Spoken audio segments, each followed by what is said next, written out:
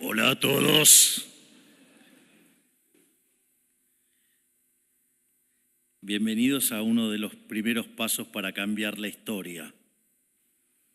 Historia que quisieron prostituir cambiando los nombres y ensuciando a los grandes héroes de esta patria. Es un placer estar aquí con todos ustedes inaugurando el Palacio Libertad, Domingo Faustino Sarmiento. Quizás para algunos sea solo un simple cambio de nombre, pero para nosotros es el inicio de una nueva etapa donde enaltecemos la figura de nuestros más grandes próceres y símbolos nacionales, para dejar atrás el culto a los políticos que arrastraron al país a la decadencia y a la humillación. Aprovechando la oportunidad, me gustaría conmemorar que hoy se cumplen 156 años de la asunción de Domingo Faustino Sarmiento como presidente de los argentinos. Su presidencia se encuadra dentro de las más importantes de nuestra historia, porque fue fundamental para la consolidación de nuestra nación.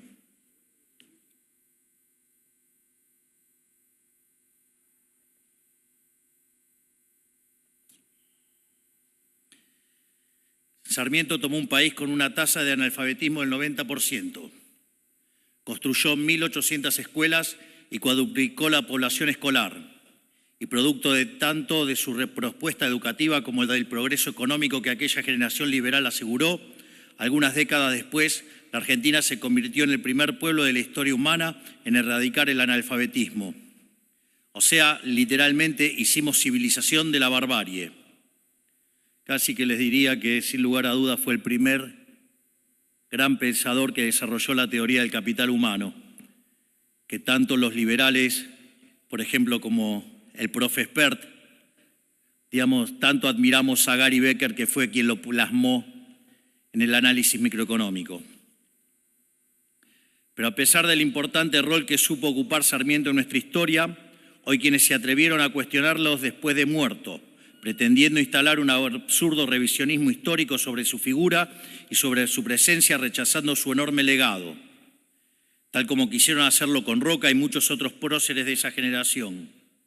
Los mismos que llevaron a cabo el intento de demonización contra el padre del aula son los que ahora pretenden rasgarse las vestiduras por la educación y toman a los alumnos de rehenes en sus desesperados intentos por mantener sus privilegios. Y también estos mismos quienes promovieron el modelo cultural, social y económico que atrasó a la Argentina al desastre durante las últimas décadas. Solo para ponerlo en datos, para vean el desastre que han causado, contaminando el socialismo todo lo que tocan. En función de las pruebas Aprender del 2023, hoy sabemos que de los chicos del primario, cerca del 40% tiene un mal desempeño en lengua y cerca del 50% un mal desempeño en matemática.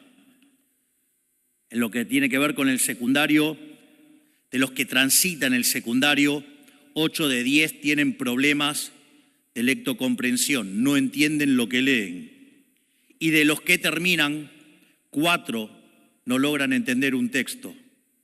Consecuentemente, si a eso le sumamos los problemas que tenemos en términos de alimentación y pobreza, a punto tal que han hecho de que 7 de cada 10 chicos de 0 a 14 años sean pobres, están poniendo muy mal el foco sobre el final de la carrera educativa, cuando tenemos problemas de formación de capital humano básico porque los chicos no comen y al mismo tiempo, después no pueden estudiar. Sin embargo, siguen intentando, con el mismo modelo que fracasó hace más de 100 años, algo con lo que nosotros vinimos a ponerle fin y poner de pie de nuevo a la nación. Durante toda la campaña me han escuchado decir que preferimos decir una verdad incómoda que una mentira confortable. La verdad incómoda de la educación argentina es que la Universidad Pública Nacional hoy no le sirve a nadie más que a los hijos de la clase alta y los ricos y la clase media alta. En un país donde la gran mayoría de los niños son pobres y no saben leer, escribir ni realizar una operación matemática básica, el mito de la universidad gratuita se convierte en un subsidio de los pobres hacia los ricos, cuyos hijos son los únicos que llegan a la universidad con los recursos, la cultura y el tiempo como para poder estudiar. La universidad ha dejado de ser una herramienta de movilidad social para convertirse en un obstáculo para la misma. Si los que defienden las universidades verdaderamente creyeran en la movilidad social, tomarían el ejemplo de Sarmiento y en vez de defender una universidad para ricos, defenderían una educación inicial de calidad para todos. Y además podrían permitir que se los audite, ¿no? Porque acá no está ni en juego la cuestión de la universidad pública y gratuita. No está en juego, no está en discusión, no es parte de discusión. La parte de la discusión es que los recursos son escasos y bajo cualquier consigna siempre robar está mal. Queremos terminar con las filtraciones del dinero que entra en la universidad y lo que verdaderamente llega a los alumnos y lo que llega a los profesores. Y no lo que se queda en el medio, por ejemplo, con autos caros de $90.000 y tremendos choferes que cobran 13 millones de pesos, ¿no? Es por eso los queremos auditar, no porque querramos cerrar las universidades como le mienten a la gente, sino porque además la queremos cuidar, cuidando los recursos, y para eso hay que auditarlas. Pero como diría el principio de revelación, si no quieren ser auditados, debe ser porque están sucios. Por lo tanto, señores, dejen de engañar a los argentinos y díganles la verdad, que no quieren ser auditados para mantener sus curros y que de esa manera utilizan y prostituyen una causa noble para seguir defendiendo el robo de algunas agrupaciones políticas.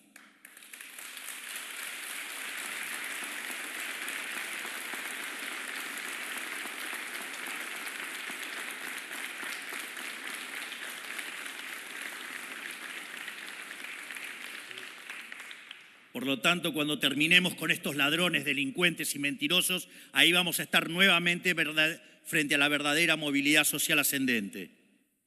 Pero la realidad es que no les interesa la movilidad social ni la educación.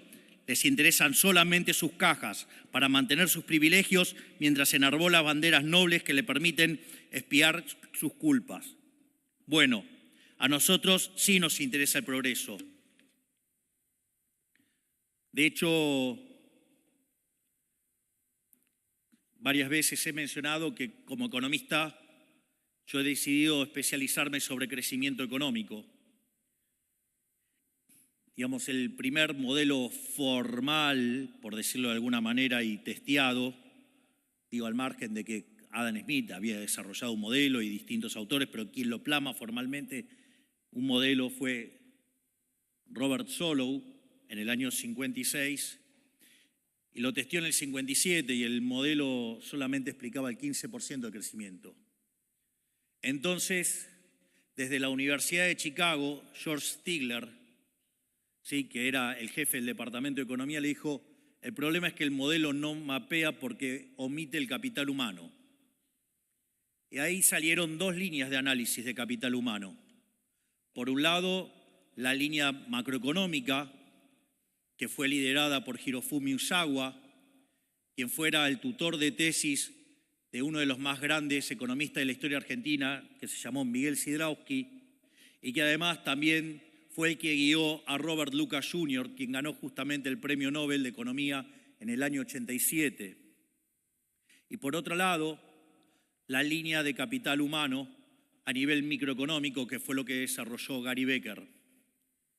Ese debate, sin embargo, quedó dominado por la línea del MIT, la de Samuelson, la de Solow, y solamente se consideró la idea del progreso tecnológico y de modo exógeno, motivo por el cual esa literatura cayó, digamos, en el ostracismo, en el olvido, hasta que ya a fines de los años 70, Robert Lucas Jr. empezó a plantearse que la verdadera pregunta en economía era el crecimiento económico, digamos, y retoma el legado de Adam Smith y tratar de explicar el crecimiento económico.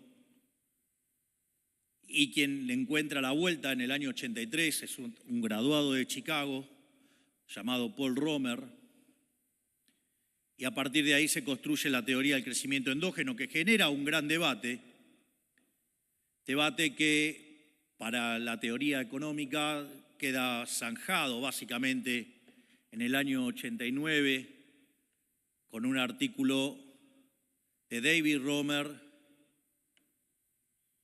Weil y Mankiw, y adivinen qué descubren. Que cuando meten el crecimiento económico se explica cerca del 90% de lo que ocurre en el crecimiento económico de un país. Es decir, que, con lo cual, si hay alguien que está convencido de la importancia del capital humano, soy yo. Si hay alguien que está convencido del valor de la educación, soy yo. Y por eso creé el Ministerio de Capital Humano. Dejen de mentir, delincuentes que no quieren ser auditados.